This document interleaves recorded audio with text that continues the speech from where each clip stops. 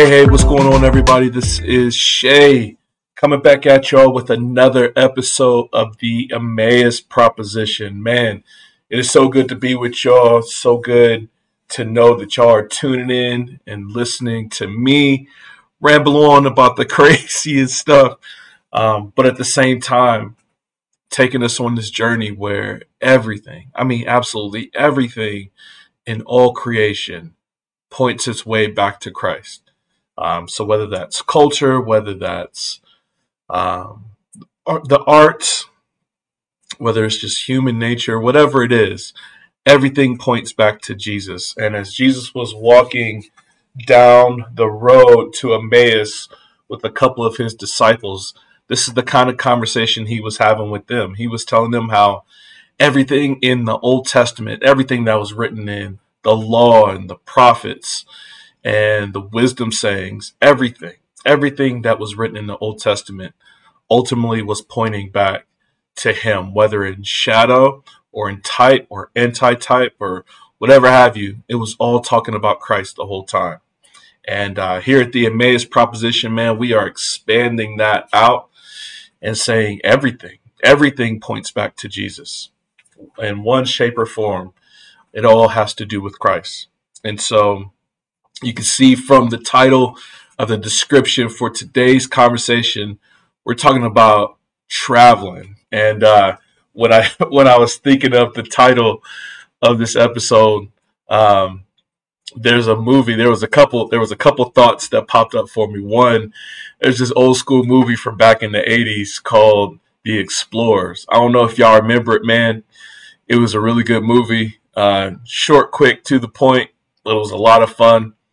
These kids end up receiving this signal from space, and they build their own spaceship, and they go out into space and meet up with these space aliens, and the aliens the whole time had just been receiving signals from the United States. So the only thing or from Earth in general. The only thing they knew about Earth was all the like programming and stuff that came on. So all the songs, all the TV programs and stuff like that. So the alien was just talking in commercials and songs and stuff. And there was this one song he sang by Lil Richard. I don't know the name of the song, but it's all around the world. Rock and roll is all they play. But you got to go back and watch the movie, man. It is really good. It's one of my childhood classic movies. The other thought that popped up in my mind was this song by Digital Underground back when Tupac was still a part of Digital Underground. It's talking about all around the world, the same song. So that was what popped up on my mind, man, as we're talking about travel. And first, I want to tell you all a little bit about the travels I've been on, and then we're going to explore how I feel like that leads us all the way back to Christ, right? So I did not grow up in a house that traveled a whole lot. When I was a little kid, I grew up. I spent the first few years of my life in Columbus, Ohio. Went from Columbus. Me and my mom moved to Maryland. From Maryland, we moved to South Carolina. And during my time in South Carolina, I don't remember us traveling a whole lot.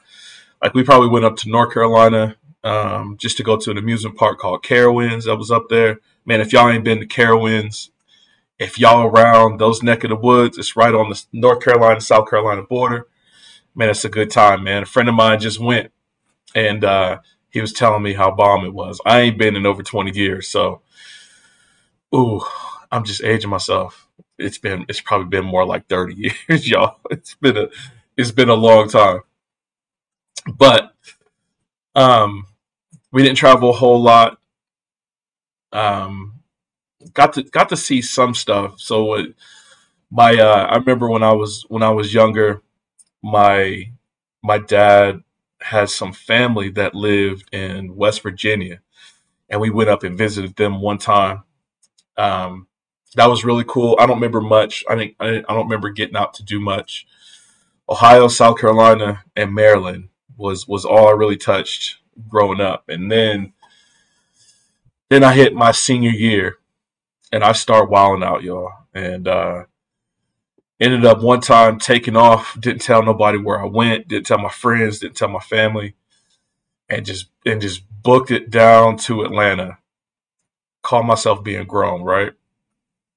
Just spent like a few days down in Atlanta, walking around, seeing the sights and stuff like that. And I think that might have given me a taste for travel. Just seeing that there was opportunities to see the world and different things that were in the world that man, there's so much to see. There's so many different cultural nuances in different places you go, right? So when I went to apply to college, I knew I didn't want to stay in South Carolina. And so I chose to go to college up in Washington, D.C. And man, let me tell you, going from small town South Carolina to Washington, D.C., as a 17-year-old, probably wasn't the best of ideas. I got nothing done.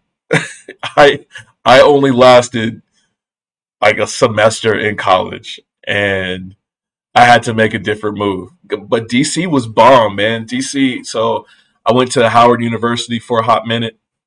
Um, it was 1996. Oh, 1996.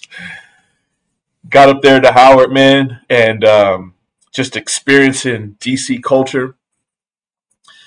If y'all ain't ever been to DC, man, and experiencing some of the food around there and the music, DC has its own cultural nuances, man, and every place you go has that, right? But if you go and you travel around the world and you don't experience different cultures, man, you're missing out. And thankfully, I was in DC long enough to experience some of the cultural nuances, and so got to experience like go-go music. It's like a house music that the DC residents they get down on, and then chicken and mambo sauce. So like any Asian food place you go to in DC is probably gonna have some whole fried chicken wings, and they dredge them in this sauce, right? And it's like a man, I don't even know how to describe it. It's like a spicy ketchup, but it's not thick like ketchup. Oh man, like there's some places that make it red. There's some places that make it orange. The orange one at the time, because there was this place that was right around the street from Howard University. They used to sell like an orange mambo sauce, and man, it was so good. A side of fries, I could eat on that all day. And like I said, I got nothing done. I got nothing done. There was a hot minute that being on a historically black college, I forgot different races of people existed, and we went on a field trip one time, and we went downtown DC. I think we went somewhere around Georgetown or something like that. I was like, oh my goodness, I forgot. I forgot other people existed, and so that was I kind of knew in the back of my mind that wasn't like what real life was all about, and not the way that I wanted to experience life. And I definitely didn't want to continue to waste uh, my time and my mom's money at Howard University. And so I made a decision to join the military. And so I went from lasted a semester at Howard University, left for basic training around May of '97, and they put me on a flight from um, from Maryland to San Antonio, Texas. And so I landed in San Antonio, and man, get it's just different. It's just different. And if y'all ain't never been to Texas, when you land in Texas, it's crazy because it's so flat in Texas. so you could see the next town, you could see the next city. And so a lot of people that's from the mountains are like, oh, I don't think I would know what to do with myself if I didn't know how to point myself to a mountain. All you gotta do is point yourself toward the next city because you can see it. You can see it over the horizon right there.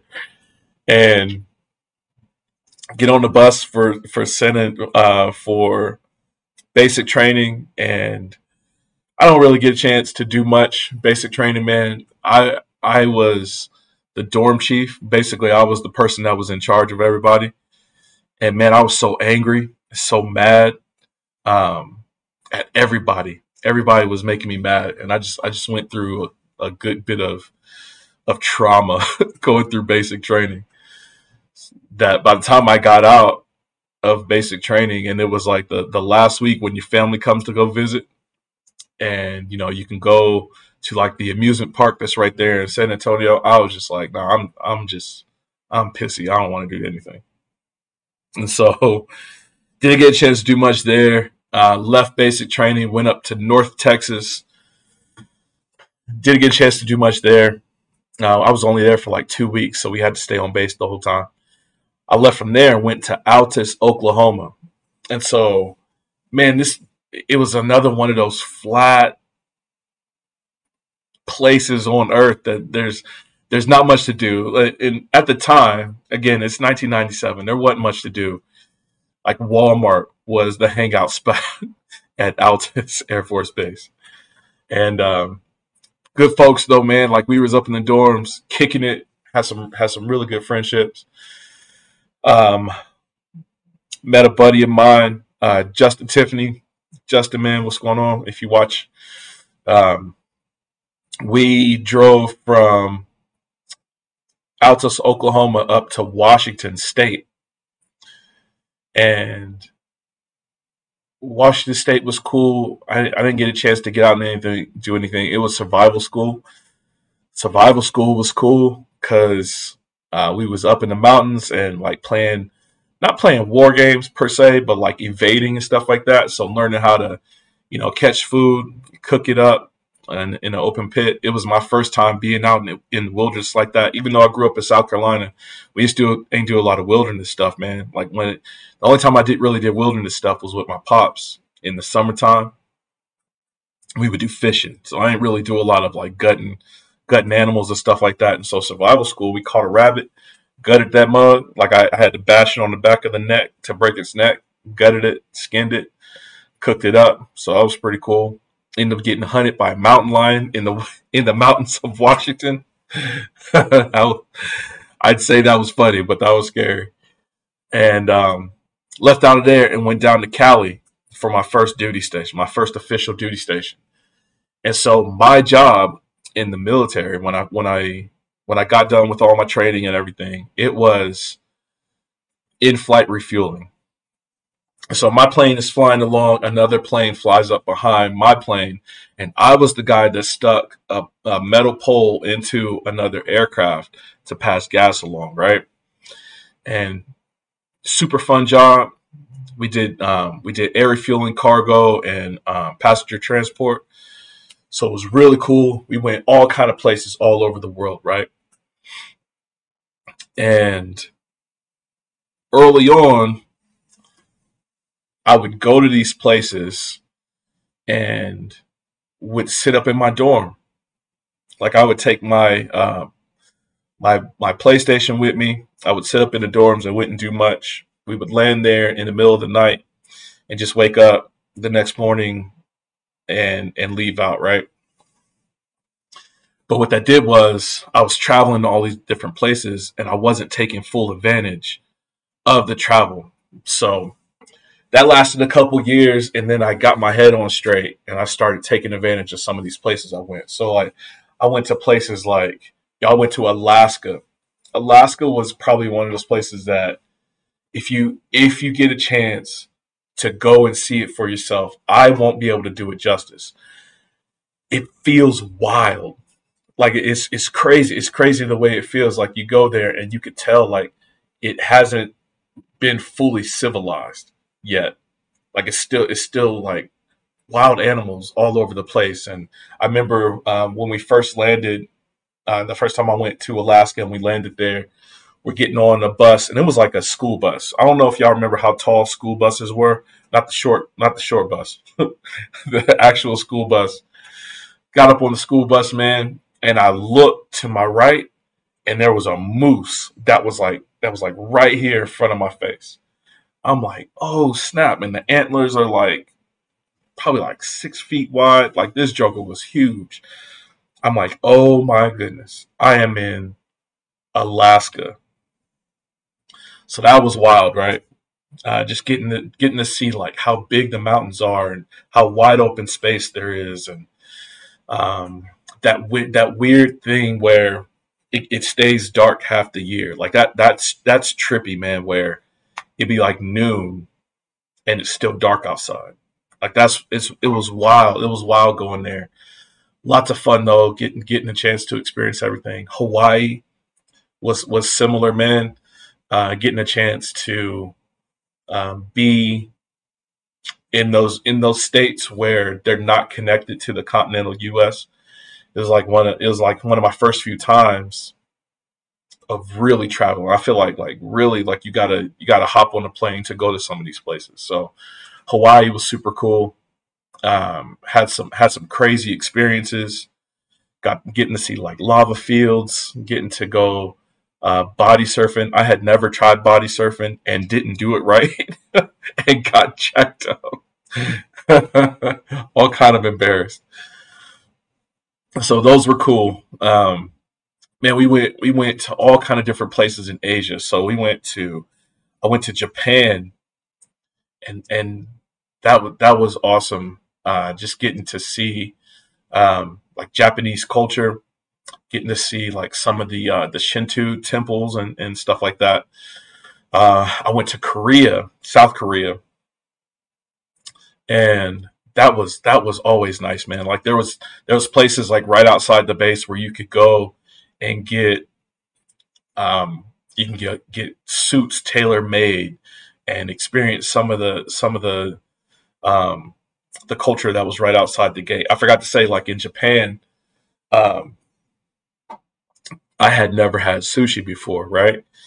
And Japanese sushi is way different than American sushi. And so, and it was before sushi got popular. Like right now, sushi is so popular in the States, man. Back then, this is when it was still kind of like, you eating raw fish? Like, what are you doing right now? So I went to Japan, like we landed in Japan one time, and the crew went out to eat at this restaurant. We had to like go up and upstairs in the restaurant. They took us to, like a special room, and we're all sitting around the table. It was probably like 10, 15 of us. And I ain't know nothing, man. I'm still like 19 or something like that. And they're like, "Yo, you need to like take a bite of that green stuff. It's like a special mayonnaise." They're like, it doesn't really have a large taste to it, but it was like a glob of wasabi that was like that big, about that stack, like that high. They were like, "No, just pop the whole thing in your mouth. It's cool." Man, I popped that joker in there, man. My nose was running. I was all kind of messed up, but Japan was cool. Korea was cool. I got a chance to go to Thailand. We landed in Thailand one time, and we just roamed the streets and got some Thai food. Thai chilies from Thailand are stupid hot. Um, but we were walking around, and this couple was getting married. And as we were walking by where they were having their wedding, the family was like, y'all come in, y'all come in. It was a few of us. Y'all come inside." Man, they had this spread, man. It was probably like a 6 foot table spread out with just like local delicacies and food and stuff like that. They had this bowl. It was probably like a 2 foot circle bowl, and it was filled with fried crickets. And I had never seen anything like it, man. And it's one of those times where you got a decision to make. Do you embrace the experience, or do you regret it for the rest of your life that you didn't try it? And that particular time, I'm glad I chose to have the experience. Ate some fried crickets. It was actually pretty good. So did that. Went to Vietnam. that was cool. Vietnam was crazy because obviously the bomb that was dropped over over Hiroshima. Like I got a chance to go and visit that site, and man, that was wild because now that site is the site for like world peace. And man, when we went, like you could still see like shadows on the walls from when those bombs, atomic bombs, were dropped. So it like flash photoed people on the side of the wall. It was eerie, man. Like you could actually like still still feel it. Like I don't know, like almost like their souls still are at rest or something. I don't know. It just had a weird feel to it. That's one of those things like you gotta feel it to know what I'm talking about. So we went to all kind of different places in Japan, all kind of different places in England. Yo, I went to I'm sorry, to Europe, all kind of different places in Europe. I meant to say. So I went to England, went to Italy, went to Germany, got a chance to go to France, got a chance to go to Sicily. Sicily was so cool because it's like obviously it's this little island right off the base of Italy, but you know I'm walking around the streets and I'm experiencing like the cobblestones and it's just it's a cool vibe. And you know I'm getting hungry, so I'm looking for a place to eat. And there's this little old lady. She's like out on the street corner, and she's standing in front of like just this doorway. Like it doesn't look like much. It looked like it was maybe like almost a door to a back alley. Almost. It was not big at all. And she was like, basically, she motioned for me to come inside, and she's like, and she hands me a menu. I'm like, oh sweet, I was hungry anyway. But I'm a kid. I don't know what else to order, man. And so here's the thing about me. I'm a spaghetti snob. And so at the time I was like, I let me try the spaghetti. Like I don't know what else to eat. Two, just go with the classics. You ain't gotta do all the extra like fettuccinis and rigatonis and risottos. I just want some spaghetti. And so she brought me out. I don't know how we communicated, but she knew what I was talking about. She brings out some spaghetti, and man, that spaghetti, it was probably the best thing I ever ate in my life. Like I called my grandma. I called my grandma when she was still alive at the time. I was like, Grandma, you lied to me. You told me you had the best spaghetti, and I just had the best spaghetti I've ever had in my life. And so we had a good chuckle about that. But it was so good, man. It was cool. And as we were there, Mount Etna ended up erupting while we were there, and so we had to bug out of there. And as we were taking off, we flew back over the volcano, not like directly over top of it, but enough to like look down and see that it was erupting. And so that was cool, like flying over an erupting volcano. So we did all that. Got a chance to go to some obscure islands. So yo, went to like this little tiny island in the middle of the Indian Ocean and went there a few different times. And that place was always cool because you could look off the dock and there's like sharks like swimming like under the dock, so you get a chance to like not swim with the sharks. I ain't that crazy, but like there's sharks swimming like right there by your feet, so you had to be careful there. This place was like it was it was right on the equator, so it's in the middle of the Indian Ocean. It's right on the equator, and so I took a little fishing boat out one time and caught a barracuda. Like a barracuda jumped in my boat and like start trying to like snap at me and stuff. So I had to smack it with the oar and toss it back over. It was crazy. That place was really cool. And there was workers that would come from different parts of the world just to work there. And so, man, that was really nice. Been to the Middle East a few times, and oh my goodness. So got a chance to go to Dubai in the UAE, And Dubai is crazy, man. So it's the United Arab of Emirates, and so everybody there is almost like a prince of some kind. And so the people who really own anything of high value are ultra rich. So there's ultra poor and ultra rich. Like there's not a huge middle class.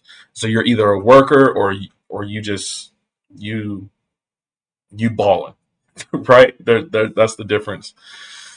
And I remember we drove to Dubai and the roads were empty except for like Maseratis and Mercedes, big body Bentleys, just all kind of like race cars and sports cars and stuff like that. And there's no, because there's nobody on the road, it's like no traffic laws. So people were like kicking it up to like 150, zoom, like killing the engine, and just all kind of good food, like Middle Eastern food. Um, but it's kind of westernized too. So they had all these like super tall buildings and stuff like that. That was before they built like the super tall building that's there right now. But yo, had such a good time, man. So many different places I've been, um, and experienced cool culture. I got a chance to go to New York and see the World Trade Center like a month before it fell. Got a chance to go down to Puerto Rico on humanitarian. Like we were delivering water to like hurricane victims, and so we land, and it was like a tropical storm at the time, and so like the rain, like Forrest Gump talking about, like we had sideways rain. We had like rain was literally like coming in to the plane like sideways, and we're steadily trying to unload pallets of water and fighting against the rain. But Puerto Rico was cool, getting to see like the old like the forts and stuff like that where they would fight off invasions. Um, but I've traveled outside the military too, so I've done a couple mission trips. Like I went to India. India was crazy cool. Like monkeys, like we have stray dogs. They got like just random monkeys just walking around all over the place. People were super nice. We went to one village and they cut us up a jackfruit. Yo, this jackfruit was probably like this big, yo, like 3 4 feet long and super super wide.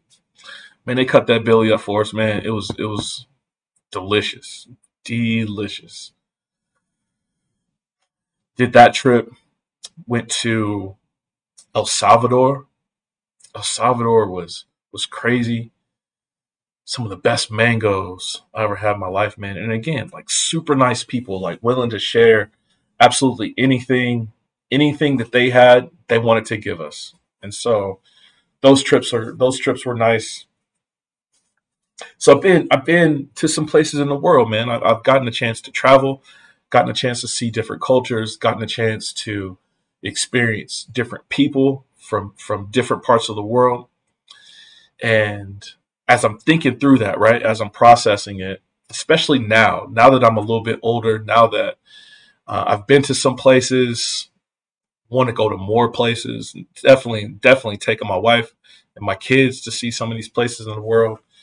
I'm thinking about it now in a different lens, especially as I'm thinking about like this Emmaus proposition, right? Because God says in Psalm 24, He says, the earth is the Lord's and the fullness thereof, the world and those who dwell therein. For He has founded it upon the seas and established it upon the rivers. So as I'm thinking about Jesus walking on this Emmaus road, and um, I'm thinking about how He told His disciples, you'll be my banner bearers. You'll be taking the gospel out to those that are in Jerusalem and Judea and to the ends of the earth. And thinking about how the fullness of the earth is the Lord's, and thinking about how there's nothing that has been created that's not the Lord's. Everything was created through Him and for Him. and thinking about how in Romans, where it talks about how everything that we see is a testament to the knowledge of God. Like as we look at creation, like as I went to Alaska and I'm looking at those super tall mountains, as I'm watching the sunset in the Indian Ocean, as I am looking at Mount Fuji, and or I'm looking at an erupting volcano, as I'm experiencing all these things, right? They all scream out, God is here. And as Romans says it, the only reason why people would would deny God's reality is because they're suppressing the truth. As you travel to all these different places, as you travel to places in Europe and Asia, as you travel to places in the middle of the Pacific Ocean, as you travel around the United States, and you see like the changing of the leaves in like upstate New York, as you see like the Great Lakes, as you see the flatness of the plains in Texas, or as you see like man the monstrosity of a tornado, all of it screams that there is a God. And it's amazing, man. It's amazing that God created those things. It's amazing that He keeps all things together through the power of His Word. And now that, like, once you see and understand that there is a God, the next question is, well, what is He like? And the general revelation of God tells us that there is a God. The special revelation of God that God gave us through His Word, we start to see that it's Christ. Christ is the special revelation of God, and it's Christ who created all things. Like, so can you imagine Jesus sitting around and detailing out the Grand Canyon? It's amazing. It's an amazing thought. Have you ever sat and thought about like the jungles of Central America and Jesus saying, "This is what I deem as beautiful"? Have you ever like dipped yourself in the Atlantic Ocean and felt the warmness of the water? And that's Jesus's creativity on full display. Or you go out to the Pacific Ocean, like you go down to San Diego, and the sunsets over the Pacific Ocean. Oh my goodness, it's beautiful. And Jesus said, "Yeah, I created that. I created that for my glory and for your enjoyment." There was this one time we went to take off out of so we took off out of California and we went to Hawaii, and we were trying to get to, I think it was Japan. And every time we would take off out of the location, something would go wrong. So we took off out of Hawaii, and we one of the planes we were with, it got broken some kind of way. So we had to land on um, on the island of Midway. I think it was. I think no, Wake Island was the first stop. So we took off out of Hawaii. We landed in Wake Island, and uh, we got to Wake Island, and there was nothing really going on there. And it's still like like a depot for from like World War II or something like that, right? And so we're hanging out. Everybody's like, not really much to do because we're not taking off. We had to wait for a part, so we're not taking off for a couple of days. So people start drinking and stuff and daring each other to do stupid stuff. So there was, we got the stupid idea of jumping from the top of one building onto a palm tree. And if you ever seen a palm tree, man, like you don't jump from from a building to a palm tree. It's not a great idea. Like they got all these like razor sharp edges and stuff, right? So people were jumping on it, grabbing onto it, and like getting cut up. So like they're walking away and they're bleeding and stuff. I do it because I was young and dumb. Jumped off there, grabbed onto this tree, man. Like I just got cut all the way down my arms, across my chest, and everything. And the last guy that went, he jumped, and but he was trashed, and so he hit he hit this tree, bam, and stayed there for like a hot second, and then like a cartoon, just kind of like peeled away and hit the ground. But he was like 4 feet off the ground, 4 or 5 feet off the ground. So when he hit the ground, cracked a vertebrae, and oh my gosh, we had to medevac him out of there. It was so dumb. But so he took off out of there. He went home. Like he got his trip got cut short. Went out of there, hit a bird, taken off out of Wake Island, and had to land at Midway. And so, if you know anything about World War II history, the Battle of Midway, we landed there at that island, right? And now it's like an albatross sanctuary. So we landed there, and it's all kind of baby albatrosses like laying all over the place. There's still potholes all over from the shelling from the Battle of Midway. And so that was crazy. We stayed there like a day or two.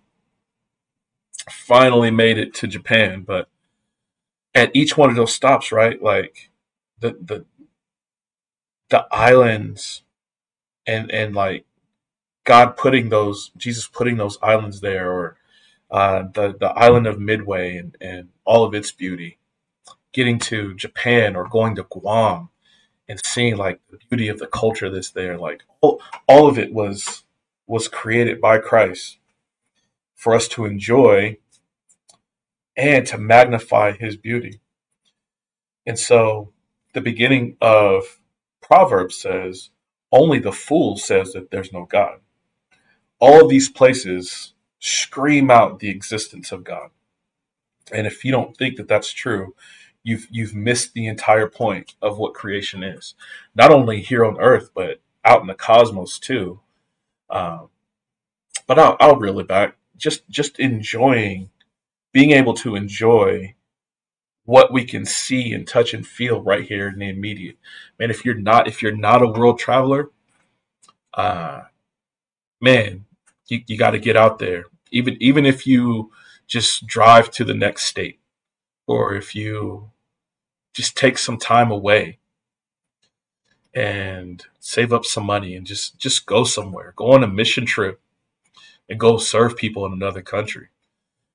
Just go and experience other cultures, other different parts of life. I still want to make it to Australia. I still want to make it to Africa. I still want to make it to like Ireland and Scotland. Man, that'd be fire. I still want to make it to um, some places in the Midwest. Like I want to go see North and South Dakota, see where the buffalo are still roaming. I think they're still roaming, but at the very least, I want to go see like Mount Rushmore. Um, Yellowstone, and Yosemite. Like going to some of these big national parks where God's beauty is on full display. Um, I think it's beneficial. I think it gives us this insight of the vastness of God's creation and the extent of His creative beauty. And Jesus, as He is redeeming people for Himself. So we would say that when Adam and Eve sinned, right? And so imagine that. Like oh my goodness, as uh, the Godhead created the Garden of Eden, and the animals that were there, and the produce that was there, and the foliage and all this kind of stuff, right? There's parts of the world right now where you can go and you can just get a sense for what the Garden of Eden would have looked like. Like there's places in Central America where you can go. Maybe you can go to Brazil and feel the denseness of the jungle. You can go to places in the Middle East and look into the eyes of a little girl. These this like really tan skin and these deep brown eyes, man. And they're like, it's like the world gets swallowed up in a little child's eyes like this. And so there's places all over the world where you can experience, like you can experience the laughter of people like in Africa. And you gotta get out there, man, because when Adam and Eve sinned, it was a cosmic destruction. So it wasn't just like Adam and Eve sinned and it only affected mankind. It affected all of God's creation, all of it. And so when Christ came and he lived a perfect life and he died on the cross so that there would be a redeeming of God's creation, at least the beginning stages of it, right? Jesus died so that that beauty, so that we can start to get a more like a fuller picture of what God meant to be beautiful. And it helps us point forward to when Jesus comes back. Um, so in his death and resurrection, there was like a restoration that started to occur, that we could start to see the beauty of the world through the lens of Christ, because like we're given Christ's righteousness. And so even as we're thinking about like travel in different parts of the world, now that we have Christ, now that we can look at the world through his lens, we can see like there's a different level to the beauty that's in the world. Like it's different now. It's different than when we looked at the world through these dead cold eyes. Like I remember looking at some of these places. I would go to some of these places and I would just sit around like a dead man playing PlayStation. It's like The Walking Dead. And it wasn't until I got out and start to experience life and start to experience people. And now I can see it's people that Jesus died to redeem. Now I'm looking at the world through a whole different lens. And now I can start to see like, man, God finds like those lava lakes in Hawaii beautiful, and that crazy moose that looked me in the face is beautiful to God, and probably cracked him up because I really almost tinkled myself a little. Um, he could look at the flat plains of Texas and say that's beautiful. He could look at the mountains of Nevada or Lake Tahoe and say how beautiful that is. He could look at um, the cold plains of Russia, Siberia, and say, man, that is mine. I made that beautiful. Man, it's a different thing looking through things through the lens of Christ. And not only that, like so now it's like a partial restoration.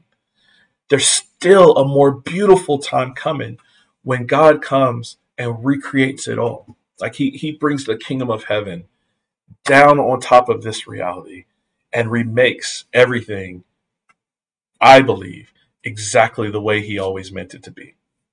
And man, that's going to be a good time. Can you imagine the colors, like seeing like a rainbow in Hawaii is astronomically awesome. But can you imagine the depth of color of a rainbow in the kingdom of God? That's good stuff, and I think it's the type of stuff that Jesus was pointing us to as he was walking on the road to Emmaus. Like he's looking at like the temple, and if you remember Jesus like crying over the temple and thinking about how beautiful it was, but how it's going to be destroyed.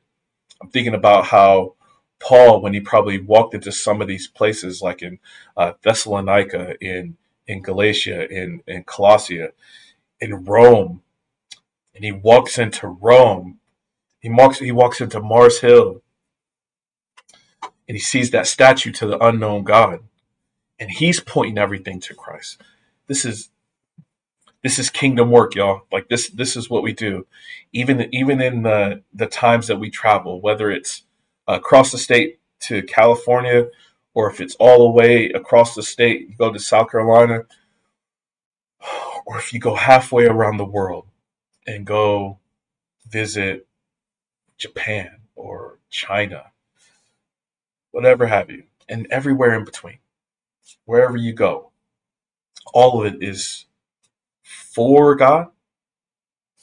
It's for Christ.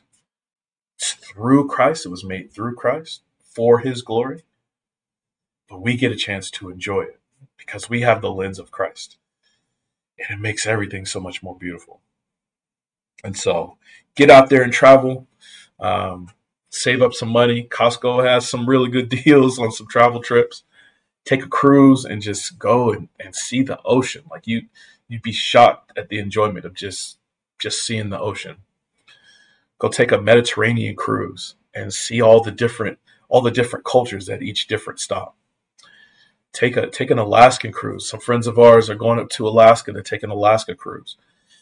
And I hope by the glory of God, man, that they see Christ radiating off of everything, man. I hope a whale jumps out the water and they're like, praise Jesus. But it's cool, man. Get out there and travel. Get out there, see the world that God has made, that he died to begin to restore, and that he cares so much about that he's going to bring an ultimate restoration to it at his second return. So, that's my episode for today. Thank y'all for sticking in there with me, man. Travel, man. Get to see the world that God has made, the world that he died to redeem. And I hope y'all doing good, man. Y'all hit me up if y'all need me. Love y'all. Until next time, grace and peace.